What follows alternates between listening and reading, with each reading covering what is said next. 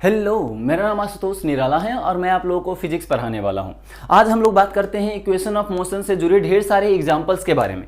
अगर मैं पिछले लेक्चर की बात करूं तो पिछले लेक्चर में हम लोगों ने ये समझा था कि इक्वेशन ऑफ मोशन क्या होता है और उससे जुड़ी एक एग्जाम्पल किया था जिसमें हर एक तरह के एग्जाम्पल्स को समझा था। यानी एक ही एग्जाम्पल था लेकिन उसमें 10 पार्ट हम लोगों ने सोचा था और उसमें हम लोगों ने ये बात किया था कि इक्वेशन ऑफ मोशन से जुड़ी जितने तरह के क्वेश्चन आपसे पूछे जाएंगे वो हर एक टाइप का इस क्वेश्चन में पार्ट है, जो कि 11 नंबर लेक्चर में हम लोगों ने डिस्कस किया हुआ था। अगर वो वीडियो आपने नहीं देखा है तो मैं सजेस्ट करूंगा अभी जो चल रहा है उसको देखें या ना देखें, लेकिन लेक्चर नंबर 11 वाले वीडियो को आप जरूर से देखें, क्योंकि उस वीडियो के बाद आपको यह समझ में आ जाएगा कि स्टार्टिंग में जब हम इक्वेशन ऑफ मोशन सीखते हैं उसमें हम किस तरह से चीज़ों को सोचते हैं, कैसे हम चीज़ों को सोल्व करते हैं। क्योंकि वो क्वेश्चन में हर एक तरह से जितने सारे पार्ट हो सकते हैं क्वेश्चन पूछे जाने की इक्वेशन ऑफ मोशन से जुड़ी, हर एक तरह के क्वेश्चन को हम लोगों ने उसमें देखा हुआ था। समझ में आया? तो उसमें हम लोगों ने ये बात किया था कि इक्वेशन ऑफ मोशन को कैसे यूज करते हैं, इसमें कौन कौन ऐसा पॉइंट है जहां पे मिस्टेक होने की चांसेस ज़्यादा है। उन सारे पॉइंट्स को हम लोग बहुत ही बेहतरीन तरीके से वहां पे समझा हुआ था। क्योंकि देखिए इक्वेशन ऑफ मोशन में 3 ही इक्वेशन हम लोगों ने पढ़ा हुआ था। V square is equals to U square plus 2as, v is equals to U plus A T और s is equals to U T plus half A T square. यानी यहाँ पे इतना पढ़ने के बाद इतना तो क्लियर हो ही चुका है हम लोगों का कि इक्वेशन ऑफ मोशन से जुड़ी यानी रेक्टिलिनियर मोशन वाले चैप्टर की अगर मैं बात करूं तो इसमें कुछ खास फॉर्मूले नहीं है। यानी यहाँ इस चैप्टर में अगर आपको अच्छा करना है खुद को तो यहाँ पे आपको सोचना तो पड़ेगा ही पड़ेगा, और सोचते कैसे हैं उसी के बारे में हम लोगों ने पिछले वीडियो में बहुत ही अच्छे तरीके से समझा हुआ था कि आप किसी भी क्वेश्चन को स्टार्ट कैसे करेंगे, उसमें कैसे अप्रोच करेंगे, उसमें जो भी पॉइंट्स होते हैं सॉल्यूशन के उसको आप सोचेंगे कैसे। हम लोगों ने एकदम बेसिक लेवल से एडवांस लेवल तक के चीज़ों को वहाँ पे बात किया हुआ था। ठीक है, तो आप उस लेक्चर को जरूर से जाके देखें। चलिए हम लोग उसी लेक्चर को अब आगे बढ़ाते हैं और यहाँ पे ढेर सारे एग्जांपल्स आज के लेक्चर में भी करने वाले हैं, क्योंकि हमें पता है अगर एग्जाम में चाहिए सक्सेस तो बिल्कुल आपको तो प्रैक्टिस न्यूमेरिकल का करना ही करना पड़ेगा। क्योंकि आजकल जितने सारे एग्जाम, नीट का एग्जाम हो या फिर जेई का एग्जाम हो, किसी का भी एग्जाम हो, वहां पे आप देखने को मिलेगा ही कि 95% 90% क्या होते हैं, सारे के सारे न्यूमेरिकल्स ही होते हैं। थियोरी आजकल पूछते कहाँ हैं? तो जब न्यूमेरिकल्स पूछते हैं तो प्रैक्टिस तो करना पड़ेगा ना, बिल्कुल करना पड़ेगा, जिसमें आपका मैं पूरी तरह से हेल्प करने वाला हूं।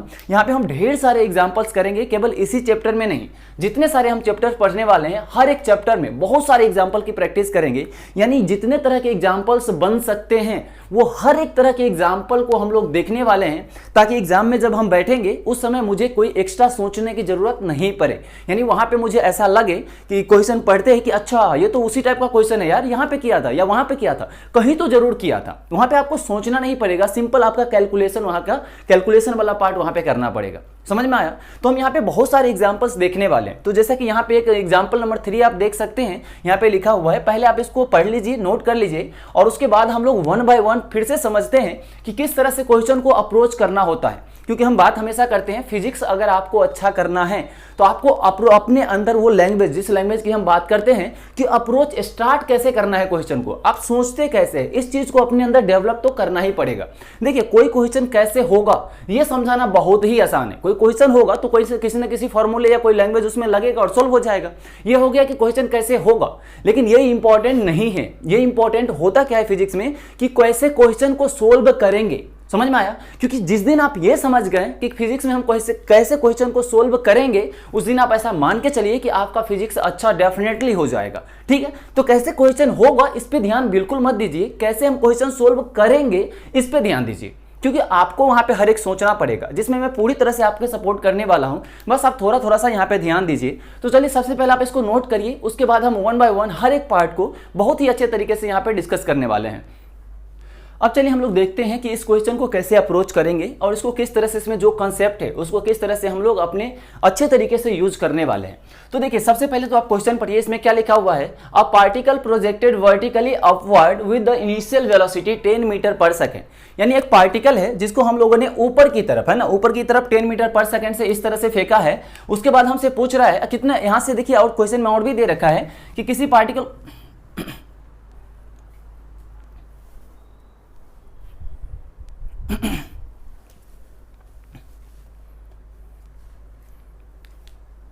अब चलिए हम लोग इस क्वेश्चन को सोल्व करते हैं और देखते हैं कि इक्वेशन ऑफ मोशन को हम लोग इसमें किस तरह से सोचेंगे, इस क्वेश्चन को सोल्व करने के लिए हम लोग अप्रोच कैसे कर रहे हैं। ठीक है, तो चलिए सबसे पहले तो क्वेश्चन पढ़ लीजिए। क्या लिखा हुआ है कि a particle projected vertically upward with initial velocity 10 metre per second from height 120 metre.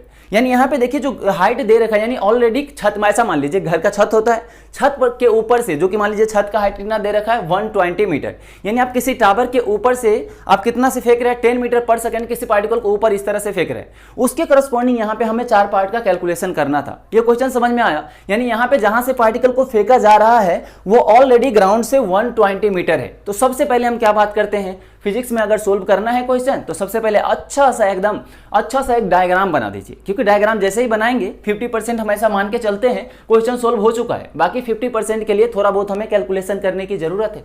समझ में आया? तो चलिए सबसे पहले हम यहाँ पे डायग्राम बनाते हैं। तो जैसा कि क्वेश्चन में लिखा गया है कि 120 मीटर से पार्टिकल को फेंका गया है, तो हम ऐसा अज्यूम करते हैं कि यहां से लेके पार्टिकल का जहां से फेंका गया है, स्टार्टिंग में पार्टिकल मान लीजिए यहाँ पे था, जो कि ग्राउंड से कितना मीटर पे था, तो 120 मीटर पे था, ऐसा हम मान के चल रहे, क्वेश्चन में दे रखा है।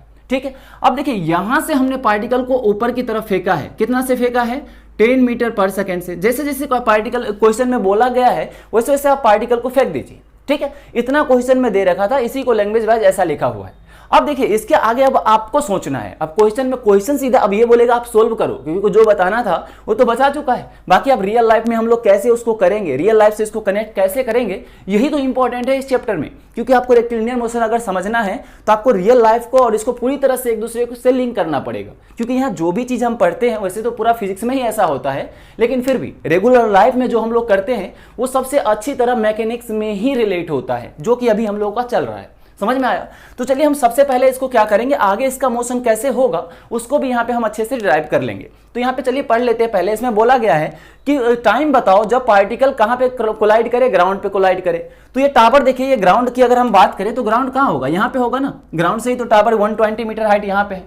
यानी हमें वो टाइम बताना है जब पार्टिकल ऊपर जाएगा और फिर नीचे आ जाएगा। अब देखिए आपको एज्यूम करना है, हमें पता है कहीं से जब पार्टिकल को ऊपर फेंकेंगे तो कुछ ऐसे जाएगा फिर वापस ऐसे आएगा। यानी पार्टिकल को मान लीजिए ये जो मेरा हाथ है वो ग्राउंड से 120 मीटर हाइट पे है, हमने यहां से पार्टिकल को फेंका है, तो पार्टिकल कैसे होगा, ऐसे जाएगा फिर रिटर्न यहां पे आएगा। अब देखिए आप सोचेंगे कि टावर पे ही गिर जाएगा, ग्राउंड पे कहां जाएगा, ऐसा बिल्कुल सोच सकते हैं, लेकिन आप ऐसा बिल्कुल मत सोचिए। ऐसा समझिए कि 120 मीटर हाइट से फेंके वो ग्राउंड पे जाके गिर रहा है, एकदम छत के कॉर्नर से फेंके थे वो नीचे चला गया। समझ में आया? अब छत पे नहीं गिराना है।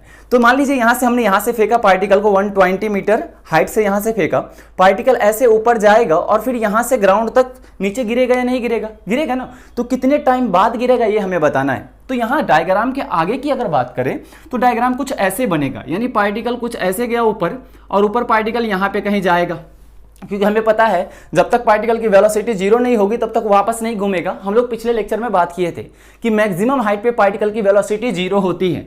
और ये 0 कैसे होती है इसको हम लोगों ने समझा था कि आप सीधे अगर चल रहे हैं और आपको अगर पीछा सीधा ऐसे घूमना है तो आप पहले क्या करेंगे, इधर चलेंगे, पहले रुकेंगे फिर वापस घूमेंगे ना। ऐसा तो नहीं होगा कि आप चलते भी रहेंगे और पीछे भी मुड़ जाएंगे। तो पार्टिकल स्टार्टिंग में ऊपर जा रहा था, अब ये नीचे आएगा। कब नीचे आएगा, जब कहीं एक जगह 0 होगी वेलोसिटी फिर नीचे गिरेगा। समझ में आया? तो यहाँ देखिए पार्टिकल ऐसे जाएगा फिर नीचे यहाँ से वापस ऐसे घूमते हुए, ऐसे मान लीजिए पार्टिकल ऐसे ग्राउंड पे जा करके यहाँ जा करके कोलाइड हो जाएगा। यहाँ तक किसी को कोई डाउट है? नहीं डाउट है। अब यहाँ पे ग्राउंड पे जब कोलाइड करेगा तो इसके पास भी कुछ ना कुछ तो स्पीड या वेलोसिटी बोल लीजिए होगा ही होगा, बिल्कुल होगा। इसका भी हम लोग कैलकुलेशन करने वाले हैं, क्वेश्चन में सेकंड पार्ट में यही पूछा गया था। तो पहले तो ये कैलकुलेट कर लेते हैं कि पार्टिकल को यहां से ऐसे जाकर के ग्राउंड तक जाने में कितना टाइम लगा होगा। समझ में आया? तो सबसे पहले सोल्व करें उससे पहले हम क्या करेंगे, यहाँ कुछ मार्क कर लेते हैं पॉइंट का। इसको ए पॉइंट बोलते हैं, इसको बी पॉइंट और इसको सी पॉइंट बोलते हैं। समझ में आया नहीं आया? ठीक है, अब जरा ध्यान दीजिए, हमें कैलकुलेट करना था कि पार्टिकल को ए से सी जाने में कितना टाइम लगेगा, क्योंकि ए से ऐसे गया होगा फिर ऐसे सी पे गया होगा। यही तो हमें कैलकुलेट करना था कि यहां से जब फेंके वापस जाएगा ग्राउंड पे ऐसे घूम करके तो कितना टाइम बाद गिरेगा ग्राउंड पे। तो जरा ध्यान दीजिए, हमने बात किया था पिछले लेक्चर में कि यहाँ इक्वेशन ऑफ मोशन को यूज करने से पहले हमें 2 पॉइंट्स का सिलेक्शन करना होता है। क्योंकि इक्वेशन ऑफ मोशन जो भी इक्वेशन ऑफ मोशन आप किसी की बात कर लीजिए वो हमेशा किसी न किसी 2 पॉइंट के बीच में होता है, क्योंकि उसमें एक इनिशियल होती है वेलोसिटी, एक फाइनल होती है। तो इनिशियल और फाइनल की जब बात हो रही है तो इनिशियल पॉइंट और फाइनल पॉइंट होगा, तभी तो इनिशियल और फाइनल वेलोसिटी होगा। समझ में आया नहीं आया? ठीक है, तो यहाँ पे हमें उसी से जुड़ा कुछ बात करना है। यहाँ जरा ध्यान से देखिए, पार्टिकल को हमने यहाँ से फेंका फिर यहाँ पे गया, हमें क्या बताना क्या है, क्वेश्चन से ही आपको हिंट मिलेगा कि आपको इनिशियल और फाइनल पॉइंट क्या लेना है, क्योंकि इनिशियल और फाइनल पॉइंट का सिलेक्शन बहुत ही इंपॉर्टेंट है। सारा कैलकुलेशन उसी पे डिपेंड करेगा कि हम लोग किस तरह से वहां पे जो भी इक्वेशन लगाने वाला है वो कौन सा इक्वेशन यूज होगा। तो जरा ध्यान दीजिए, अगर मैं इनिशियल पॉइंट और फाइनल पॉइंट की बात करूं, क्योंकि हमें टाइम इनिशियल से फाइनल बात करना है, तो सबसे पहले हम यही कोशिश करेंगे कि इनिशियल पॉइंट ए रहे और फाइनल पॉइंट बी रहे। लेकिन उसके करस्पॉन्डिंग क्या हमें इंफॉर्मेशन पता है, इस पे भी हमें ध्यान रखना पड़ेगा। तो हमें टाइम चाहिए, तो इसके लिए कौन कितने इक्वेशंस यूज होंगे। आप जो भी पॉइंट के बारे में सोच रहे हैं लेने का इनिशियल फाइनल, उससे रिलेटेड आप फॉर्मूला भी सोचें कि क्या जो इन्फॉर्मेशन हमें इस दोनों पॉइंट के करस्पॉन्डिंग पता है उसके करस्पॉन्डिंग क्या हम कोई इक्वेशन यूज कर सकते हैं डायरेक्ट। तो हमारे पास पता है कि टाइम निकालने के लिए दो equation, v is you plus eighty और दूसरा equation s is you T plus half AT square. समझ में आया नहीं आया, क्लियर है। तो यहां जरा ध्यान से देखिए, हमें पता है v इज यू टी अगर लगाना है u प्लस एटी, तो यहाँ a पॉइंट और ये c पॉइंट अगर लेते हैं तो c फाइनल होगा और इसकी वेलोसिटी पता होगा, तो अभी मैं लगा सकता हूँ v is you plus eighty, तभी तो टाइम आएगा। लेकिन यहाँ पे देखिए फाइनल वेलोसिटी c का नहीं पता। अब दूसरा s वाला भी तो फॉर्मूला है, तो जरा ध्यान दीजिए, अगर मैं a से c की मैं बात करूंगा तो डिस्प्लेसमेंट पता है क्या, बिल्कुल पता है। देखिए a से पार्टिकल ऊपर गया और फाइनली यहाँ गया, और हम लोग डिस्प्लेसमेंट को बहुत ही अच्छे तरीके से समझे हुए हैं कि डिस्प्लेसमेंट जो होता है पाथ पे डिपेंड ही नहीं करता, वो केवल इनिशियल और फाइनल पॉइंट पे डिपेंड करता है। समझ में आया। तो देखिए इनिशियल पॉइंट ये था और फाइनल पॉइंट ये था, तो इनिशियल पॉइंट और फाइनल पॉइंट के बीच में डिस्टेंस कितना है, मिनिमम डिस्टेंस की जिसकी बात करते हैं 120 मीटर ना। तो हम यहाँ पे बोल सकते हैं कि ए और सी पॉइंट के बीच का जो वर्टिकल डायरेक्शन में डिस्प्लेसमेंट है वो है 120 मीटर, यानी हमें ए और सी के बीच में डिस्प्लेसमेंट पता चल गया, क्लियर है। और इनिशियल पॉइंट ए होगा क्योंकि ए और सी में पार्टिकल पहले ए पे था, तो यहाँ इनिशियल वेलोसिटी भी पता है। तो अब देखिए यू पता है, एस पता है, तो S equal to U T plus half AT square बिल्कुल लगा सकते हैं। समझ में आया नहीं आया कैसे सिलेक्शन करते हैं। तो यहाँ आपको समझ में आ चुका होगा अभी तक कि हम किस तरह से दो पॉइंट का सिलेक्शन करते हैं और उसके हिसाब से कैसे हम फॉर्मूले का सिलेक्शन करते हैं, क्योंकि ये दोनों सबसे ज्यादा इंपॉर्टेंट है। ठीक है, अब बात रही साइन कन्वेंशन की, क्योंकि यही 3 पॉइंट तो इंपॉर्टेंट होता है। पहले पॉइंट का सिलेक्शन करें, फिर जो पॉइंट आपने सेलेक्ट करने का सोचा है उसके करस्पॉन्डिंग फॉर्मूले को सोचें, और जब ये दोनों काम हो जाए उसके बाद आप साइन कन्वेंशन यूज करें। क्लियर है। तो चलिए यहाँ पे हम साइन कन्वेंशन की बात कर लेते हैं। हम क्या करेंगे, नीचे डायरेक्शन को पॉजिटिव, ऊपर डायरेक्शन को नेगेटिव ले लेते हैं। अब किसी को भी, हमने बात किया था पिछले लेक्चर में, हर एक लेक्चर में यही बात करते हैं इसके, तो कि आप किसी भी डायरेक्शन में पॉजिटिव, किसी भी डायरेक्शन में नेगेटिव ले सकते हैं। अगर आप ऊपर पॉजिटिव लेते हैं तो नीचे नेगेटिव लेना पड़ेगा, लेकिन अगर नीचे पॉजिटिव लेते हैं तो ऊपर आपको नेगेटिव लेना पड़ेगा। समझ में आया। तो यहाँ पे हम नीचे इसलिए पॉजिटिव लेने का सोच रहे हैं क्योंकि मुझे पता है डिस्प्लेसमेंट इनिशियल पॉइंट से नीचे की तरफ हुआ है, तो ये डिस्प्लेसमेंट मुझे पॉजिटिव लिखना पड़ सकता है ना, लिखना पड़ेगा, ये ज्यादा थोड़ा मेरे लिए अच्छा रहेगा इसीलिए। ठीक है, तो मैं यहाँ पे क्या कर रहा हूँ, नीचे की डायरेक्शन को पॉजिटिव कंसीडर कर रहा हूँ। जब नीचे पॉजिटिव कंसीडर करेंगे तो इसके जस्ट अपोजिट ऊपर की तरफ क्या करना पड़ेगा, नेगेटिव। ये बहुत ही इंपॉर्टेंट पार्ट होता है, हर जगह हम लिखते नहीं है, लेकिन अभी समझना है इसलिए लिख रहे हैं। हम माइंड में ही सोच लेते हैं नीचे पॉजिटिव ऊपर नेगेटिव। समझ में आया। तो अब चलिए यहाँ पे हमने सोच लिया था कौन से फॉर्मूला यूज करना है, कि कौन से। सबसे पहले तो पॉइंट के बारे में सोचिए, कौन पॉइंट के बारे में हमने बोला इक्वेशन लगाने, ए और सी पॉइंट। हमने ए सी क्यों कैलकुलेट किया, क्योंकि हमें यही टाइम तो कैलकुलेट करना था कि ए से सी तक जाने में पार्टिकल ने कितना टाइम लिया होगा। मान लेते हैं हम टी टाइम ले रहा है, हमें यही बताना है। तो ये बताइए ए से सी में, जब ए से पार्टिकल ऐसे घूम के जा रहा है सी तक, तो इनिशियल वेलोसिटी कितनी है पार्टिकल का, तो यू आप लिखेंगे।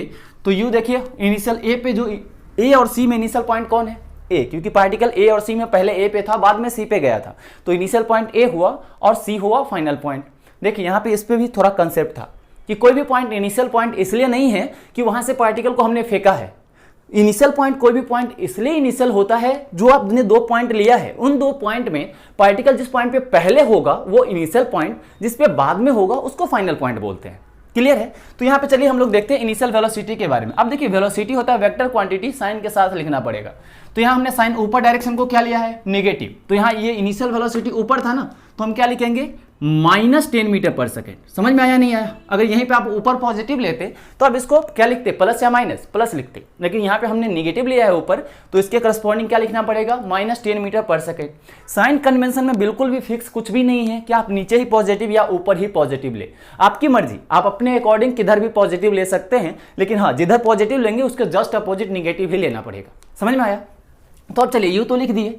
अब ए और सी के बीच में अगर मैं डिस्प्लेसमेंट एस की बात करूं कि फ्रॉम ए टू सी में डिस्प्लेसमेंट कितना हुआ है, तो जरा ध्यान दीजिए, इनिशियल पॉइंट ए है और फाइनल पॉइंट सी है, और हम डिस्प्लेसमेंट कैसे कैलकुलेट करते हैं, डिस्प्लेसमेंट के पास बहुत ही अच्छे तरीके से समझा हुआ था कि आप क्या करें, इनिशियल पॉइंट को एज अ ओरिजिन कंसीडर करें। तो इनिशियल पॉइंट को ओरिजिन कंसीडर करिए, तो जरा ध्यान दीजिए डिस्प्लेसमेंट किधर नीचे हुआ है या ऊपर हुआ है। तो इनिशियल पॉइंट ये, फाइनल पॉइंट ये, तो फाइनल पॉइंट इनिशियल पॉइंट से नीचे है ना, और नीचे की डायरेक्शन को आपने क्या लिया है, पॉजिटिव। समझ में आया है नहीं? हमेशा इनिशियल पॉइंट अगर ये डिस्प्लेसमेंट ऊपर रहता तो मैं यहाँ ऊपर की तरफ के निगेटिव लिया है तो डिस्प्लेसमेंट निगेटिव हो जाता। समझ में आया? तो केवल इनिशियल फाइनल पॉइंट देखिए, क्योंकि डिस्प्लेसमेंट पाथ पे डिपेंड नहीं करता है। तो इनिशियल पॉइंट ये था, फाइनल पॉइंट ये रहा। तो जरा बताइए डिस्प्लेसमेंट जो 120 मीटर हुआ है वो इनिशियल पॉइंट से नीचे हुआ है, वो ऊपर हुआ है? इनिशियल पॉइंट से नीचे हुआ है ना, और नीचे हमने क्या साइन लिया है, पॉजिटिव लेना है। तो यहाँ पे हम क्या लिखेंगे, डिस्प्लेसमेंट को प्लस 120 मीटर। अब देखिए प्लस भी लिखना इंपॉर्टेंट है ताकि आपको पता चले कि हम साइन भी यहाँ पे देख रहे हैं। क्लियर है या नहीं? वरना साइन प्लस हटाते हटाते माइंड से कब नेगेटिव इग्नोर करने लग जाएंगे, आपको खुद ही पता नहीं चले। समझ में आया? तो चलिए अब दोनों इन्फॉर्मेशन का यूज करते हुए हम ए और सी के बीच में कौन सा इक्वेशन लगा सकते हैं, S is equal to U T plus half A T square. Clear है या नहीं?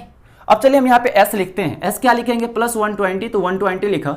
यू कितना लिखेंगे, -10 इंटू टी, फिर प्लस हाफ। अब एक्सेलरेशन की बात करते हैं। अब जरा ध्यान दीजिए, एक्सेलरेशन यहाँ जो भी होगा वो जी ही होगा ना, और जी को चलिए क्वेश्चन में ऐसा मान लेते हैं दे रखा है 10 मीटर पर सेकंड स्क्वायर लेने के लिए।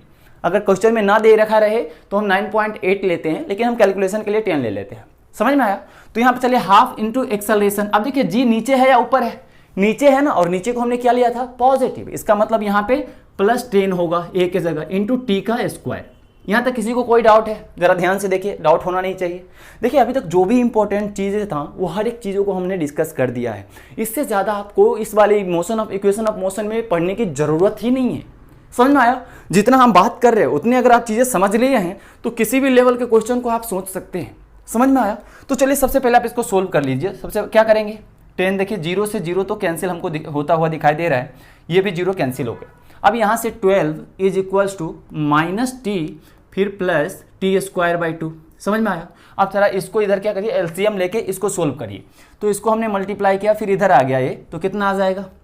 तो चलिए इसको मैं पहले सोल्व कर देता हूँ। -2 into T plus T square divided by 2।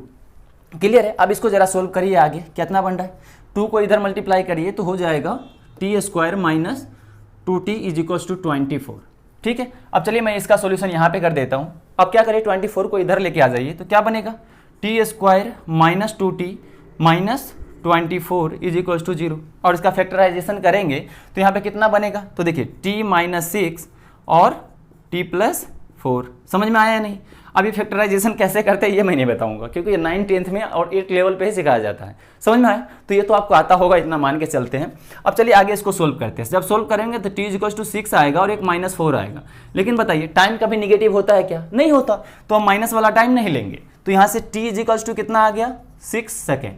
Clear है? इसमें किसी को कोई डाउट है? अब यहाँ -4 क्यों आया है, इसका सॉल्यूशन है, तो ये भी इसका भी कोई मीनिंग होगा ना? तो बिल्कुल मीनिंग होगा। इसको हम किसी और वीडियो में समझ लेंगे अच्छे तरीके से। लेकिन यहाँ पे बस आप इतना ध्यान रखिए, केवल पॉजिटिव साइन सेलेक्ट होगा, क्योंकि निगेटिव टाइम कभी नहीं हो सकता। क्लियर है? तो आप यहाँ पे आप देख चुके होंगे कि किस तरह से हम क्वेश्चन को अप्रोच करते हैं, कैसे हम क्वेश्चन में सोचते हैं। और आपने देखा होगा हर एक चीज को मैंने यहाँ पे डायग्राम से ही लिखा है, अपनी तरफ से कुछ भी नहीं लिखा। सबसे पहले आप डायग्राम बनाइए, उसके बाद साइन कन्वेंशन कर लीजिए और जी का डायरेक्शन दिखाइए, और उसके अकॉर्डिंग हम वहां से वैल्यू निकालेंगे। और उसके लिए क्या करेंगे, पहले पॉइंट के बारे में सिलेक्शन करेंगे कि किस पॉइंट के बीच हमें चाहिए। तो हमें पता था ए और सी के बीच में मुझे टाइम चाहिए, तो अगर मैं ए और सी पॉइंट को ही इनिशियल फाइनल ले लूँ तो इससे अच्छा कुछ हो ही नहीं सकता। समझ में आया? अगर इस दोनों के करस्पॉन्डिंग कुछ इन्फॉर्मेशन अगर पता नहीं होता तो फिर हो सकता था मुझे बी एंड सी के बीच कैलकुलेशन करना पड़े। समझ में आया? तो हो सकता है एक कैलकुलेशन के लिए आपको 2-3 इक्वेशन यूज करना पड़ सकता है, लेकिन पहले तो यही कोशिश करें कि जहां से जहां आपको जो फाइंड करना है केवल उस फाइनल और इनिशियल उसी दोनों को लो, ताकि आपका कैलकुलेशन एक स्टेप में हो जाए। समझ में आया? तो यहाँ पे आपने समझ चुके होंगे कैसे हम क्वेश्चन में सोचते हैं, कैसे हम क्वेश्चन को सोल्व करने पे अप्रोच करते हैं। यहाँ बिल्कुल क्लियर हो चुका होगा। ठीक है? तो आप पहले इसको नोट कर लीजिए, इसके बाद हम अब आसानी से क्वेश्चन समझ में आ जाएगा। सेकंड पार्ट, थर्ड और फोर्थ जो भी पार्ट थे अब इजी वे में बिल्कुल क्लियर तरीके से सोल्व हो जाएगा, क्योंकि कैसे सोचना है हम लोगों ने स्टार्टिंग वाला पार्ट में ही हर एक तरह से सोचना सीख लिया है। ठीक है? तो पहले आप इसको नोट करिए, उसके बाद हम लोग सेकंड पार्ट की तरफ बढ़ने वाले हैं। चलिए अब बी पार्ट के बारे में डिस्कस करते हैं कि आखिर बी पार्ट में क्या पूछा गया है और उसको कैसे अप्रोच करेंगे। तो देखिए अगर बी पार्ट की हम बात करें तो इसमें बोला गया है कि इसकी मैक्सिमम हाइट कैलकुलेट करिए कि पार्टिकल मैक्सिमम हाइट कितना अटेंड किया होगा जब तक ये मोशन किया है। तो हम सबसे पहले क्या बात करते हैं, डायग्राम बनाइए। तो क्वेश्चन में ऐसा डायग्राम दे रखा था, हमने ड्रॉ कर लिया है। फिर अब आगे की हम डायग्राम के बारे में सोचते हैं। तो जरा ध्यान दीजिए, हमें पता है ये पार्टिकल ऐसे मोशन करेगा और एक पॉइंट पे जाएगा जहां इसकी वेलोसिटी क्या हो जाएगा, 0। क्लियर है। और उसके बाद फिर से पार्टिकल इस तरह से मूव करता हुआ और एक ग्राउंड पे आकर के कोलाइड कर जाएगा जिसके पास कुछ वेलोसिटी भी होगा। समझ में आया नहीं आया? क्लियर है। तो आप जरा ध्यान दीजिए, ये जो मोशन हुआ है इसको कुछ अगर हम पॉइंट का नाम दे दे तो ये पॉइंट ए रहा, ये पॉइंट बी रहा और ये पॉइंट सी रहा। तो जब पार्टिकल ए टू सी गया है तो मैक्सिमम हाइट पे कब होगा, मैक्सिमम हाइट से सीधा यहाँ का मतलब क्या था कि ग्राउंड से पार्टिकल मैक्सिमम हाइट पे कब होगा। तो जरा ध्यान दीजिए, यहां से चलना स्टार्ट किया है, यहाँ क्या हो रहा है, हाइट इंक्रीज हो रहा है। जब पार्टिकल बी पे होगा तो उस टाइम पे पार्टिकल ग्राउंड से अपने मैक्सिमम हाइट पे होगा या नहीं होगा, बिल्कुल होगा ना। अब देखिए सीधा बोला गया है कि पार्टिकल का मैक्सिमम हाइट कितना है। तो क्वेश्चन में इस तरह से भी पूछा जा सकता था कि पार्टिकल का मैक्सिमम हाइट बताओ, टाव कहां से, 120 यानी टावर से बताओ, तो ये हाइट हम बताते। लेकिन यहां सीधा बोला गया है कि पार्टिकल कितने मैक्सिमम हाइट पे पहुंचेगा, तो यहां मुझे ग्राउंड से बताना है कि ग्राउंड से कितने हाइट पे है पार्टिकल। तो ये क्वेश्चन में लिखा होगा, ये बिल्कुल कंफ्यूजन नहीं होगा, हम लोगों ने भले ही नहीं लिखा है। समझ में आया? तो यहां से जो भी हम कैलकुलेट करेंगे ग्राउंड से कैलकुलेट करने वाले हैं कि पार्टिकल जब मैक्सिमम हाइट पे होगा तो वो ग्राउंड से कितने हाइट पे होगा। समझ में आया? और मैक्सिमम हाइट पे कब आएगा, जब पार्टिकल कहां पे होगा, वी पे। क्योंकि बी पॉइंट पे जब है पार्टिकल उसके ऊपर नहीं जा रहा है, उसके बाद नीचे आ रहा है। देखिए बी के बाद पार्टिकल किधर जा रहा है, नीचे की तरफ जा रहा है कि नहीं, इधर देखिए नीचे जा रहा है, इधर ऊपर जा रहा था।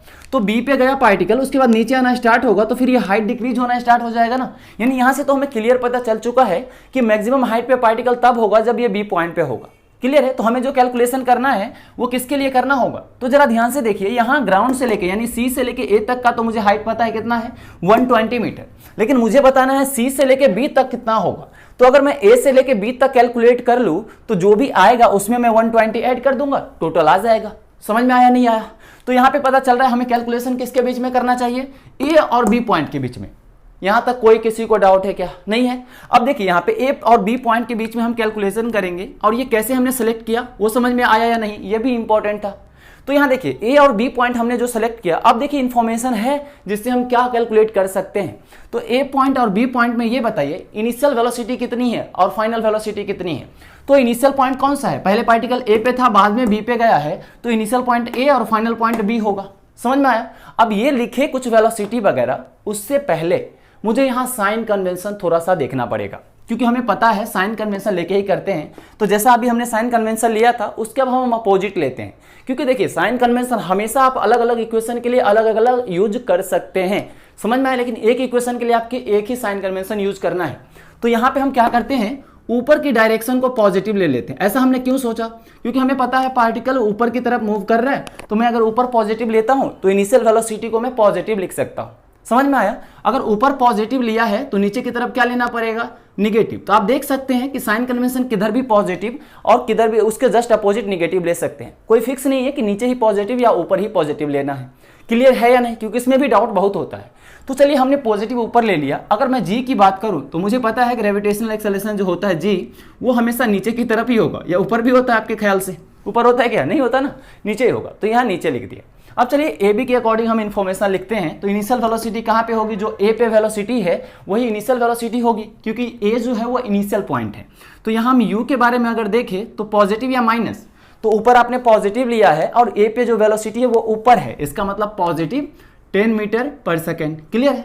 अब जरा ध्यान दीजिए, ये बी जो है मैक्सिमम हाइट वाला पॉइंट है और हम लोग जानते हैं मैक्सिमम हाइट पे पार्टिकल की वेलोसिटी कितनी होगी, 0 होगी। तो यहाँ पे हम लिखेंगे v = 0। अब अगर हम एक्सेलरेशन की बात करें तो एक्सेलरेशन होगा -10 मीटर पर सेकेंड स्क्वायर। क्यों? क्योंकि जी नीचे की तरफ और नीचे जो लिया है नेगेटिव उसके कॉरस्पॉन्ड। क्लियर है? अब देखिए वी यू पता है, वी पता है, ए पता है और मुझे क्या कैलकुलेट करना है, ए से लेके बी तक कितना डिस्प्लेसमेंट होगा। मैं ये बोल सकता हूँ displacement from A to B ये कितना होगा। तो इसको कैलकुलेट करने के लिए आप सोचिए कितने सारे फॉर्मूले हैं। एक तो S = UT, जैसे डिस्प्लेसमेंट सुनते हैं सबसे पहले माइंड में तो यही आता है कि लगा देते हैं ना S = UT + ½ AT²। लेकिन भैया ठीक है, रुकिए, बिल्कुल लगा सकते हैं, आप स्वतंत्र है बिल्कुल इस तरह से, लेकिन पहले सोच तो ले कि लगा भी सकते हैं कि नहीं। तो यहाँ क्या आपको टाइम पता है क्या? नहीं है ना। लेकिन हमें S = अगर लगाना है तो उसमें UT + ½ AT² होता है। टाइम आपके पास होना चाहिए, लेकिन टाइम A to B कितना लग रहा है ये हमें नहीं पता। समझ में आया? तो हम उसके बारे में नहीं सोचेंगे, फिर तब तक के लिए दूसरे इक्वेशन सोचते हैं। एक और इक्वेशन तो था, और जरा ध्यान दीजिए कौन सा इक्वेशन था, V square is equal to U square plus 2as। अब अगर मुझे डिस्प्लेसमेंट चाहिए, क्योंकि इसमें भी तो डिस्प्लेसमेंट है, लेकिन v is equal to U plus T जो था उसमें हम सोचेंगे नहीं, क्योंकि v is equal to U plus AT फॉर्मूले में मुझे टाइम चाहिए और डिस्प्लेसमेंट तो है ही नहीं, तो उसको सोल्व करके क्या करेंगे। तो ये फॉर्मूला सबसे बेस्ट है, जो हमें इंफॉर्मेशन पता है हमेशा आप यही करेंगे, पहले पॉइंट का सिलेक्शन करेंगे, फिर उन पॉइंट के अकॉर्डिंग क्या इन्फॉर्मेशन हमारे पास है वो कैलकुलेट करेंगे, और उसके बाद जो इन्फॉर्मेशन है उसके करस्पॉन्डिंग सोचेंगे कि कौन सा फॉर्मूला सबसे बेहतरीन होगा यूज करने का। समझ में आया? तो यहां हमें पता चला V square is equal to U square plus 2as अगर यूज करते हैं तो हर एक चीज मुझे पता है, बस s नहीं पता जो कि कैलकुलेट करना भी है। समझ में आया? तो यहां चलिए वी स्क्वायर का मतलब क्या हो गया, 0 का square is equal to U square का मतलब प्लस 10 का स्क्वायर प्लस 2, और एक्सेलरेशन का मतलब -10, क्योंकि ये जी नीचे की तरफ है, इनटू डिस्प्लेसमेंट हमने क्या लिया है a to b, as displacement from a to b। Clear है? अब जरा ध्यान दीजिए, अब डिस्प्लेसमेंट बोलिए या डी भी बोल सकते हैं, कोई दिक्कत नहीं है। तो अब यहाँ पे 0 इज इक्वल टू 10 का स्क्वायर 100, और प्लस और माइनस मिलके माइनस बना दिया 20 into displacement from a to b। Clear है? और ये माइनस से इधर लाइए तो कितना बन जाएगा, plus SAB is equal to 100, अब ये 20 से ये जब कैंसिल करेंगे तो 5 हो गया, यानी displacement from a to b की अगर हम बात करेंगे तो ये कितना आ जाएगा, 5 मीटर।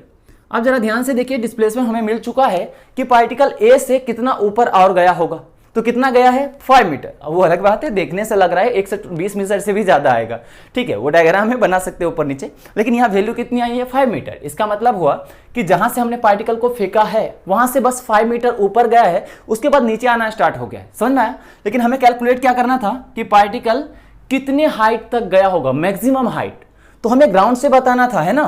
तो यहाँ पे हम क्या बोलेंगे, 5 प्लस 120, क्योंकि ग्राउंड यहाँ पे है और पार्टिकल एक पॉइंट से बी तक गया है मैक्सिमम हाइट पे, तो हमें ग्राउंड से बताना है, तो यहाँ से यहाँ कितना हो जाएगा। यानी मैं इसको ये बोल सकता हूँ कि बताओ डिस्टेंस बोल सकता हूँ कहाँ से कहाँ, सी से लेके बी तक, यानी सी से लेके बी तक कितना होगा, कितना होगा, सी से लेके बी तक का डिस्टेंस की अगर मैं बात करूँ तो मैं ऐसा बोल सकता हूँ, डिस्टेंस फ्रॉम सी से ए प्लस ए से बी। जरा ध्यान से देखिए, क्योंकि यहां से लेके यहां तक कितना, इसको और इसको जोड़ देंगे तो आ जाएगा। तो ये बताइए सी से लेके ए तक ये जो हाइट है कितना है, 120 मीटर, प्लस यहां से लेके यहां तक कितना आया अभी 5 मीटर, यानी जो मैक्सिमम हाइट पे जो पार्टिकल ग्राउंड से होगा वो होगा 120 मीटर पे। यहां से कोई डाउट है किसी को तो जरा ध्यान से बताइए। आपसे यही पूछा गया था कि पार्टिकल कितने मैक्सिमम हाइट तक जा सकता है, तो ग्राउंड से कितने मैक्सिमम हाइट तक जाएगा, 120 मीटर। अगर इसी क्वेश्चन में बोला जाता कि जहां से हम पार्टिकल को प्रोजेक्ट किए हैं वहां से मैक्सिमम कितना हाइट तक जाएगा, तो यहां से यहां कितना जा रहा है, 5 मीटर, तो बस 5 मीटर आंसर होता। समझ में आया या नहीं आया? अगर कुछ नहीं बोला गया है तो हम ग्राउंड के रिस्पेक्ट में ही कैलकुलेट करेंगे। क्लियर है? तो आप इसको पहले नोट करिए, उसके बाद हम थर्ड और फोर्थ पार्ट के बारे में डिस्कस करते हैं। तो आई होप कि आपको ये तो समझ में आ चुका होगा अभी तक कि हम किस तरह से इक्वेशंस का सिलेक्शन करते हैं, किस तरह से पॉइंट का सिलेक्शन करते हैं, और किस तरह से साइन कन्वेंशन सेलेक्ट करके और इक्वेशन सेलेक्ट करके इक्वेशन आंसर सोल्व करते हैं। क्लियर है? तो अभी जो भी हम लोगों ने कंसेप्ट डिस्कस किया है 3-4 पॉइंट समझ के, कि सबसे पहला होता है पॉइंट सेलेक्ट करना, उसके बाद उसके करस्पॉन्डिंग जो इन्फॉर्मेशन पता है उसके करस्पॉन्डिंग क्या इक्वेशन यूज होगा, उसके बाद साइन कन्वेंशन। समझ में आया? यही 3 सबसे ज्यादा इंपॉर्टेंट पॉइंट है जो आपको सोचना आना चाहिए कि कैसे हम चीजों को सोल्व कर रहे हैं, क्योंकि यहाँ रट के कुछ नहीं होने वाला, मेरा विश्वास मानिए। यहाँ आप रट के बिल्कुल कुछ नहीं कर सकते, अगर कुछ कर भी सकते हैं तो आप फिजिक्स में रट करके 1 से 2 चैप्टर, बहुत ज्यादा 3 चैप्टर अच्छा कर लेंगे, लेकिन पूरा फिजिक्स आपका अच्छा हो जाए कोई ये तो गारंटी दे रहा हूं बिल्कुल भी नहीं हो सकता अगर रट रहे हैं आप फिजिक्स को। तो फिजिक्स समझने वाली चीजें हैं। आपने क्या, अगर बायो के स्टूडेंट है तो आपके पास बायोलॉजी, केमिस्ट्री और फिजिक्स होगा, तो फिजिक्स आपको इसलिए मिला है ताकि आपको उसको थोड़ा इंटरटेनमेंट करने को मिले। अगर आप फिजिक्स को फिर भी बोरियत समझ रहे हैं तो फिर आपकी गलती है ना, बिल्कुल फिजिक्स बोरियत नहीं है। अगर फिजिक्स बोरियत लग रहा है आपको तो ये 2 ही केस हो सकता है, या तो पढ़ाने वाला आपका बोरियत है या फिर आप खुद, लेकिन मैं मानता हूं आप तो बिल्कुल बोरियत हो ही नहीं सकते, तो बिल्कुल पढ़ाने वाला पे ही जाता है। और मैं कोशिश हमेशा यही करूंगा कि आप बिल्कुल भी बोरियत ना हो। समझ में आया? तो यहाँ पे चीजों को बस ध्यान दीजिए, ऐसा कुछ भी नहीं कि समझ में नहीं आए। फिजिक्स में आपको बिल्कुल अच्छा परफॉर्मेंस लास्ट में तो आप करेंगे ही करेंगे, जितना मैं बस कर रहा हूं उसको हमारे साथ करते रहिए। समझ में आया? तो पहले आप इसको नोट कर लीजिए, फिर हम देखते हैं आगे की तरफ।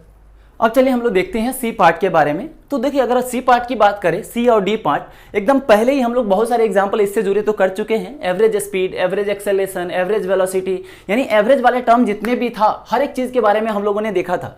और वहाँ हम लोगों ने हर एक चीज़ को देखने के बाद एक चीज़ समझा था कि अगर आपसे एवरेज के बारे में जब भी पूछा जाए तो सबसे पहले अपने माइंड में उससे जुड़ी फॉर्मूला लाइए। अगर एवरेज एक्सेलरेशन पूछा जाता है उससे जुड़ा हुआ change in velocity upon total time, या फिर आपसे चेंज ये बोला जा रहा है कि एवरेज वेलोसिटी बताओ तो total displacement upon total time. अगर एवरेज स्पीड पूछा जा रहा है तो total distance upon total time. ये तीनों चारों जो भी फॉर्मूले थे सारे हम लोगों ने देखा हुआ था। और वहां पे हमने ये बहुत बार रिपीट करके समझाया था मैंने आपको कि जब भी एवरेज टर्म आपसे कुछ पूछा जा रहा है तो सबसे पहले उससे जुड़े फॉर्मूला लाइए, और फॉर्मूला से आंसर डेफिनेटली आ जाएगा। नहीं आएगा तो फिर आगे बढ़ेंगे हम, है ना, समझ में आया? तो वहां पे आ ही जाएगा, नो डाउट कि नहीं आएगा। तो यहां हमसे क्या पूछा गया है थर्ड पार्ट में कि आप एवरेज स्पीड बताओ या वेलोसिटी। तो अगर मैं थर्ड पार्ट की बात करूं तो यहां बोला गया है find average speed of particle. और देखिए एवरेज स्पीड जैसे ही बोला गया तो आप सबसे पहले क्या करें, बिना लेफ्ट और राइट देखे सबसे पहले सीधा कॉपी पे देखिए और एवरेज स्पीड का सीधा फॉर्मूला लिख लीजिए। तो मैं मान के चल रहा हूं आपने तो याद कर चुके होंगे। तो क्या होता है एवरेज स्पीड का, टोटल डिस्टेंस, डिस्टेंस या डिस्प्लेसमेंट, डिस्टेंस होता है या डिस्प्लेसमेंट, बताओ भाई, डिस्टेंस होता है ना। हाँ, स्पीड है स्केलर तो डिस्टेंस होगा, और एवरेज वेलोसिटी होता तो वेलोसिटी होता वेक्टर तो वो डिस्प्लेसमेंट के टर्म में होगा। समझ में आया?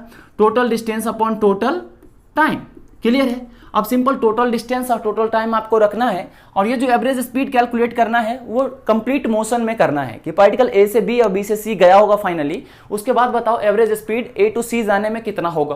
क्लियर है? तो जरा ध्यान दीजिए, हमें बस क्या करना है, ए टू सी में जब पार्टिकल ऐसे घूम के गया है बस इसमें टोटल डिस्टेंस कैलकुलेट कर लेना है। अपन टोटल टाइम तो हमने स्टार्टिंग फर्स्ट वाले जो इसमें ए था सेक्शन उसमें ही कैलकुलेट किया हुआ था।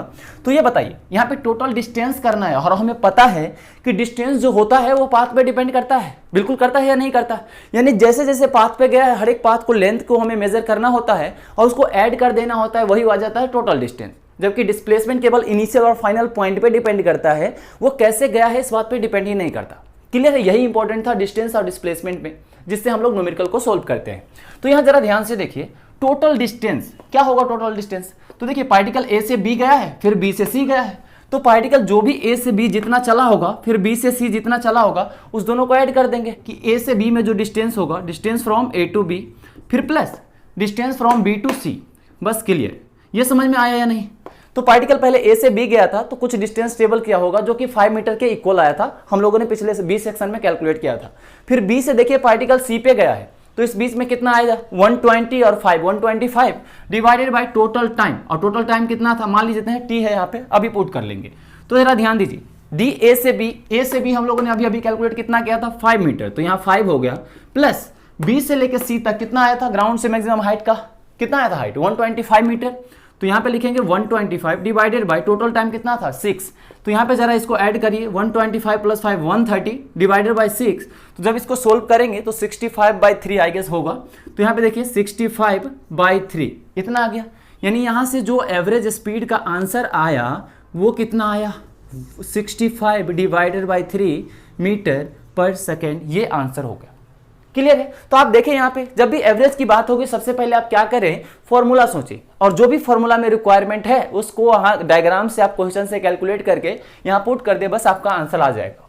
क्लियर है? तो यहाँ पे हमने देखा total distance upon total time होता है एवरेज स्पीड, और यहाँ पे टोटल डिस्टेंस का मतलब हुआ कि पार्टिकल ए से बी और बी से सी सब में टोटल मिला के कितना चला है, जो कि 5 + 125 मीटर आए। यहाँ से यहाँ 5 और फिर बी से लेके सी तक जाने में 125, क्योंकि ये 120 है और ये 5 है, तो बी से लेके सी कितना हो गया, 5 + 120 यानी 125। तो 125 प्लस 5 ये हो गया total distance upon total time, यानी ए से सी जाने में पार्टिकल कितना टाइम लिया होगा, जो कि हम लोगों ने पिछले फर्स्ट वाले ए पार्ट में कैलकुलेट किया था। क्लियर है? तो यहाँ से ये समझ में आया कैसे चीज़ों को सोच रहे हैं। अब चलिए हम लोग बढ़ते हैं इसके नेक्स्ट डी वाले पार्ट पे, और फिर उसको समझते हैं कि उसको किस तरह से कैलकुलेट करेंगे। तो चलिए सबसे पहले तो आप उसमें देख ली कि डी पार्ट में कैलकुलेट क्या करना है। आप उसको पढ़े पहले, क्या लिखा हुआ है उसमें कि फाइंड एवरेज वेलोसिटी। अब देखिए एवरेज स्पीड अगर कैलकुलेट कर लिए तो एवरेज वेलोसिटी भी आराम से आ ही जाएगा। तो सबसे पहले मैं यही सजेस्ट करूंगा, एवरेज सुनने में आया तो सबसे पहले क्या करना है, फॉर्मूला लिखना है। तो ये बताइए एवरेज स्पीड वेलोसिटी होता क्या है, टोटल डिस्प्लेसमेंट, क्योंकि देखिए वेलोसिटी जो होता है वो वेक्टर क्वांटिटी होता है और डिस्प्लेसमेंट भी वेक्टर होता है, तो इस एवरेज वेलोसिटी किससे रिलेटेड होगा, डिस्प्लेसमेंट से, अपॉन टोटल टाइम। यहां तक कोई डाउट नहीं होगा, ऐसा मैं मान के चल रहा हूं आप याद कर चुके हैं ना। अगर नहीं याद किए हैं तो बिल्कुल कर लीजिए, नहीं तो प्रॉब्लम कभी कभी ऐसी, ज़्यादा तो प्रॉब्लम नहीं होगा, लेकिन आप याद नहीं करेंगे तो अभी ज़्यादा नहीं होगा, लेकिन जैसे जैसे चैप्टर खत्म होगा और भी चैप्टर, फिर लास्ट में दिक्कत तो आएगा, इसलिए चीज़ों को याद करके भी रखिए, ठीक है। अब चलिए यहाँ टोटल डिस्प्लेसमेंट कैलकुलेट कर लेते हैं। तो हमें पता है डिस्प्लेसमेंट जो होता है वो केवल इनिशियल और फाइनल पॉइंट पे डिपेंड करता है या नहीं करता है। तो जरा ध्यान दीजिए यहाँ पे, अगर ए और सी पॉइंट की अगर हम बात करें तो ए पॉइंट यहाँ है और सी पॉइंट यहाँ है, तो डिस्प्लेसमेंट किस पे डिपेंड करता है, इनिशियल और फाइनल। तो पार्टिकल ए से फेंका था, ऐसे घूम के सी तक गया है, initial point A, final point C, clear है। तो यहाँ पे टोटल डिस्प्लेसमेंट कितना हुआ है, 120 मीटर, क्लियर है या नहीं। पहले आप इसको ध्यान से देखिए, हो ही नहीं सकता, क्योंकि हम लोगों ने अभी समझा था डिस्प्लेसमेंट क्या होता है। अब देखिए यहाँ डिस्प्लेसमेंट जो होता है वो वेक्टर क्वांटिटी होता है, वो साइन कन्वेंशन पे डिपेंड करता है। तो अगर आप ऊपर पॉजिटिव लेते हैं, नीचे निगेटिव लेते हैं, इसके करस्पॉन्डिंग आपको डिस्प्लेसमेंट लिखना पड़ेगा, ठीक है। और अगर नीचे निगेटिव लेते हैं, नीचे पॉजिटिव लेते हैं तो इसको पॉजिटिव लिखना पड़ेगा। तो देखिए यहाँ क्या लिखा है, ऊपर पॉजिटिव लिखा है, नीचे निगेटिव लिखा है ना। तो चलिए इसी साइन कन्वेंशन के अकॉर्डिंग हम इसको लिख लेते हैं। आप उल्टा भी कर सकते हैं, ऐसा कोई जरूरी नहीं है, यही लिखे, ठीक है। तो यहाँ बताइए टोटल डिस्प्लेसमेंट, ये ऊपर की अगर पॉजिटिव है तो इनिशियल पॉइंट को हम लोग क्या कंसीडर करते हैं, ओरिजिन। तो ये बताइए इनिशियल पॉइंट ये है, फाइनल पॉइंट ये है, यानी फाइनल पॉइंट इनिशियल पॉइंट से नीचे है ना, और नीचे को हमने क्या लिया है, नेगेटिव। इसका मतलब डिस्प्लेसमेंट क्या हुआ होगा, नेगेटिव। हमेशा इनिशियल पॉइंट को आप ओरिजिन की तरह कंसीडर करें। नीचे गया और अगर नीचे आपने पॉजिटिव लिया होता तो यहाँ डिस्प्लेसमेंट पॉजिटिव होता, लेकिन यहाँ नीचे नेगेटिव लिया है, इसलिए ओरिजिन से ये नीचे गया है इनिशियल पॉइंट से, तो यहाँ पे माइनस हो जाएगा। तो यहाँ पे हम लिखेंगे -120, समझ में आया। और टोटल टाइम क्या होगा, जो आया था 6 सेकेंड, तो यहाँ से कितना आ गया, -20 मीटर पर सेकेंड। ये देखिए कितना आसान है। ये हो गया एवरेज वेलोसिटी, कि एवरेज वेलोसिटी जो होगा वो कितना हो जाएगा, -20 मीटर पर सेकेंड। अब माइनस का मतलब क्या हुआ, ये डाउनवर्ड डायरेक्शन में होगा, आप देख भी सकते हैं। और हम लोग जानते हैं कि जो एवरेज वेलोसिटी का डायरेक्शन होता है वो डिस्प्लेसमेंट के डायरेक्शन में ही होता है, और डिस्प्लेसमेंट का डायरेक्शन इनिशियल पॉइंट से फाइनल पॉइंट की तरफ होता है। तो देखिए इनिशियल पॉइंट ये, फाइनल पॉइंट ये, डिस्प्लेसमेंट नीचे हुआ है, और तो एवरेज वेलोसिटी भी किधर होगा, नीचे की तरफ होगा, इसलिए माइनस आया है, क्योंकि हमने निगेटिव लिया था नीचे की तरफ। समझ में आया। तो बस इस वाले कॉन्सेप्ट में इतने बस समझना था एवरेज वेलोसिटी में। अब चलिए इसके हम लोग नेक्स्ट पार्ट के बारे में बात करते हैं। और नेक्स्ट पार्ट की अगर मैं ध्यान से देखूं तो उसमें क्या बोला गया है कि जब पार्टिकल ग्राउंड से कोलाइड करेगा उस टाइम पे उसके पास कितना स्पीड होगा। अब जरा ध्यान से देखिएगा, स्पीड की बात हो रही है, ठीक है। तो स्पीड क्या होता है, magnitude of velocity, clear cut बात थी। तो मुझे यह क्या कैलकुलेट करना है, तो हमें पता है इस वाले डायग्राम से, आप जब भी क्वेश्चन को सोल्व करें रेक्टिलिनियर मोशन में, डायग्राम जरूर से बना ले, क्योंकि हर एक चीज डायग्राम से ही निकलती है। तो यहाँ जरा ध्यान से देखिए, पार्टिकल ए से बी गया था, फिर सी गया था। फाइनल पार्टिकल जब ग्राउंड पे कोलाइड करेगा तो सी पे होगा ना। जस्ट कोलाइड करने से पहले तक की हम कैलकुलेशन करते हैं, समझ में आया। जब ग्राउंड पे गिर ही जाएगा तो वेलोसिटी 0 हो जाएगा। और इक्वेशन ऑफ मोशन हम कैसे यूज करेंगे, क्योंकि इक्वेशन ऑफ मोशन का यूज करने के लिए पार्टिकल मोशन में भी तो होना चाहिए ना। तो मोशन में कब तक होगा, जस्ट कोलाइड करने से पहले तक, क्लियर है। तो यहाँ जरा ध्यान से देखिए, हमें कैलकुलेट करना है जब पार्टिकल सी पे यानी ग्राउंड से कोलाइड करने वाला होगा तो उसके पास स्पीड कितनी होगी। तो हम यही बोल देते हैं कि इसके पास जो भी वेलोसिटी है ये v है। अगर वेलोसिटी कैलकुलेट कर लेंगे, क्योंकि हमें पता है इक्वेशन ऑफ मोशन जो होती हैं, जो 3 इक्वेशन हमने पढ़े थे, उसमें सभी इक्वेशन में सभी चीज़ों को साइन के साथ पुट करना होता है, यानी सभी वेक्टर क्वांटिटी थे, क्लियर है। तो यहाँ पे हम क्या करेंगे, यहाँ से जो भी आएगा वेलोसिटी आएगा, फिर उसको साइन हटा देंगे, केवल मैग्नीट्यूड बताएंगे, वही स्पीड हो जाएगा। तो हमें ये v की वैल्यू बतानी है। तो चलिए क्या करना चाहिए, अब ध्यान दीजिए क्या करना चाहिए। हमें पॉइंट का सिलेक्शन सबसे पहले करना चाहिए, क्योंकि हमें जब भी इक्वेशन लगाना होता है तो पहले पॉइंट तो फिक्स हो तभी तो इक्वेशन लगाएंगे ना। तो यहाँ देखिए किस पॉइंट के बीच में हमें इक्वेशन लगाना चाहिए। तो देखिए जो हमें पता है उसके करस्पॉन्डिंग सोचिए। तो हमें ए से सी जाने में टाइम पता चल चुका है, 6 सेकेंड लग रहा है, क्लियर है। और ए से सी जाने में हमें डिस्प्लेसमेंट भी पता है। तो हमें पता है टाइम, अगर यहाँ पे हमें क्या कैलकुलेट करना है, फाइनल वेलोसिटी। अगर मैं ए पॉइंट और सी पॉइंट लेता हूँ तो ये v हो गया फाइनल वेलोसिटी ना। और वैसे भी इनिशियल पॉइंट अगर आप ले या ना, कुछ भी अगर समझ में नहीं आ रहा है तो ये तो पता है सी पॉइंट तो मुझे फाइनल पॉइंट लेना ही पड़ेगा, क्योंकि सी पे मुझे कैलकुलेशन करना है। अगर मैं 2 पॉइंट में सी पॉइंट को अगर नहीं लेता हूं तो फिर वी आएगा क्या, आएगा नहीं, तो फिर आप फाइंड क्या करेंगे। तो सी पॉइंट तो लेना ही, बस इनिशियल पॉइंट किसको लेना है वो जरा देखिए। तो अगर मैं ए को इनिशियल पॉइंट लेता हूं तो ए से सी का मुझे टाइम पता है, और जो वेलोसिटी होती है फाइनल वेलोसिटी, उसका 2 इक्वेशन वहां पे भी था। एक तो v² = u² + 2as, और एक था v = u + at। तो हम ज़्यादा कोशिश करेंगे v equal to U plus AT से काम चल जाए, क्योंकि वी स्क्वायर में आपको चीज़ों को स्क्वायर करना पड़ता है, कैलकुलेशन थोड़ा सा ज़्यादा होगा। लेकिन v equal to U plus AT अगर हम यूज कर सकते हैं, फिर इससे बढ़िया तो कुछ हो ही नहीं सकता। एकदम लीनियर इक्वेशन आराम से कैलकुलेशन हो जाता है। तो देखिए ए पॉइंट और सी पॉइंट के ही बारे में हम बात करेंगे और देखते हैं क्या क्या इन्फॉर्मेशन हमें पता है। तो देखिए ए पॉइंट पे जो वेलोसिटी है, अब हम साइन कन्वेंशन यही लेके कर रहे हैं, ठीक है। तो ए पे जो वेलोसिटी है ऊपर की तरफ है, इसको हम बोलेंगे इनिशियल वेलोसिटी, क्योंकि ए इनिशियल पॉइंट है। तो ये कितना हो गया, प्लस 10 मीटर पर सेकेंड, क्योंकि ऊपर पॉजिटिव। अब बताइए फाइनल वेलोसिटी v हमें कैलकुलेट करना है, और मैं एक्सेलरेशन की बात करूं तो g होगा ना नीचे की तरफ, और नीचे हमने क्या लिया है, निगेटिव, इसलिए माइनस 10 मीटर पर सेकेंड यहाँ पे होगा। कोई डाउट है यहाँ तक? ठीक है। अब देखिए हमें इसको यूज करके कौन सा फॉर्मूला सबसे सही रहेगा, v equal to U plus AT. इसमें किसी को कोई डाउट है? अब चलिए यहाँ पे चीज़ों को पुट करते हैं। तो v हमें कैलकुलेट करना है, u कितना आया 10, और फिर a की बात करें तो माइनस 10 इंटू t की वैल्यू कितना था, तो चलिए मैं यहाँ पर लिख देता हूँ, t इक्वल टू कितना आया था 6 सेकेंड की a से c जाने में कितना टाइम लगा था, a वाले पार्ट में हम लोगों ने कैलकुलेट किया था। तो यहाँ पे हम लिखेंगे 6। अब जरा v इक्वल टू सोल्व करिए, 10 माइनस 60, तो यहाँ से v कितना हो गया, माइनस 50 मीटर पर सेकेंड। अब बताइए ये माइनस 50 मीटर पर सेकेंड क्या बता रहा है, माइनस साइन क्या बता रहा है कि जो फाइनल वेलोसिटी है वो नीचे की तरफ है, क्योंकि मैंने नीचे निगेटिव लिया था और यहाँ निगेटिव आया। इसका मतलब क्या हुआ, आपने जिधर निगेटिव लिया था उधर ये वेलोसिटी है। तो देखिए सी पॉइंट पर जो वेलोसिटी है वो नीचे होगा ना, और डायग्राम से दिख भी रहा है। तो ये माइनस इसलिए आया क्योंकि ये वेलोसिटी देगा, लेकिन हमें क्या कैलकुलेट करना था, स्पीड। स्पीड जब पार्टिकल ग्राउंड पे कोलाइड करेगा तो हम लोग जानते हैं स्पीड जो होता है वो मैग्नीट्यूड ऑफ वेलोसिटी होता है, और मैग्नीट्यूड ऑफ वेलोसिटी का मतलब जो भी वैल्यू है केवल उसकी पॉजिटिव साइड दिखाना है, यानी 50 मीटर पर सेकेंड होगा स्पीड जब ग्राउंड से पार्टिकल कोलाइड करेगा। यहाँ तक किसी को कोई डाउट है तो ध्यान से देखिए। डाउट वैसे होना नहीं चाहिए, जितने सारे डाउट्स थे सारे हम लोगों ने डिस्कस करके यहाँ पे क्वेश्चन को सोल्व किया है। तो आप एक बार फिर से अच्छे से देखें, और कोई डाउट है तो फिर से आप वहाँ ध्यान से समझने की कोशिश करें, क्योंकि यहाँ लाइव क्लास तो नहीं है ना कि आप पूछेंगे और मैं जवाब दे दूंगा। काश ऐसा होता तो काफ़ी सही होता है ना, लेकिन कोई बात नहीं। यहाँ पे आप, मैं जितना हो सकता है, मुझे इतना भरोसा है कि मैं जितना बता रहा हूँ आप आराम से उसको ध्यान से सुने, बिल्कुल भी डाउट कहीं भी नहीं आएगा, क्योंकि एक भी पॉइंट को हम बिल्कुल भी मिस नहीं करने वाले हैं। समझ में आया? तो पहले चलिए आप इसको नोट करिए। तो अभी तक हम लोगों ने जो भी डिस्कस किया है, अब इसको अच्छे से ध्यान से पढ़े, ध्यान से समझे, और जितना हम लोगों ने किया है बस उस पर फोकस करें, और ये चीज़ समझने की कोशिश करें कि चीज़ों को हम सोल्व कैसे करेंगे। ठीक है, देखिए स्टार्टिंग में भी ये चीज़ मैंने बोला था कि सोल्व कैसे होगा ये सोचना बहुत ही आसान है, और ये आपको कोई भी बता देगा कि सोल्व क्वेश्चन कैसे होगा। लेकिन सबसे ज़्यादा जो इंपॉर्टेंट होता है समझना, वो ये होता है कि कैसे हम सोल्व करेंगे, क्योंकि कैसे करेंगे इस वाले चीज़ में आपको सोचना है, और सोचना तो अल्टीमेट आपको ही है ना, क्योंकि एग्जाम में आपको बैठना है। क्लियर है? तो कैसे सोल्व होगा इस पे हम बिल्कुल भी फोकस नहीं करने वाले हैं, क्योंकि क्वेश्चन है तो आंसर तो आएगा ही, लेकिन आंसर आएगा कैसे, इस वाले पार्ट पे हम सबसे ज्यादा हमेशा फोकस रखने वाले हैं। बस आप अपने आप को यहाँ पे रखें, जब बैठ के आप वीडियो देख रहे हैं तो बिल्कुल फोकस सामने रखें।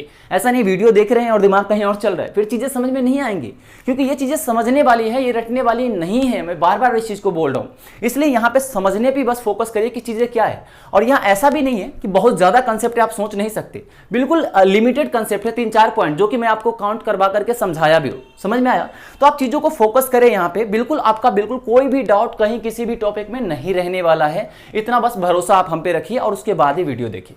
समझ में आया? तो चलिए अभी तक जो भी हम लोगों ने देखा है उसको आप अच्छे से एक बार रिवाइज कर लीजिएगा, ताकि हम नेक्स्ट क्लास में फिर से जब एग्जाम्पल लेके आएंगे वहां पे आप, यहाँ पे मैं सोल्व करूंगा उससे पहले आप सोल्व करके दिखा दे।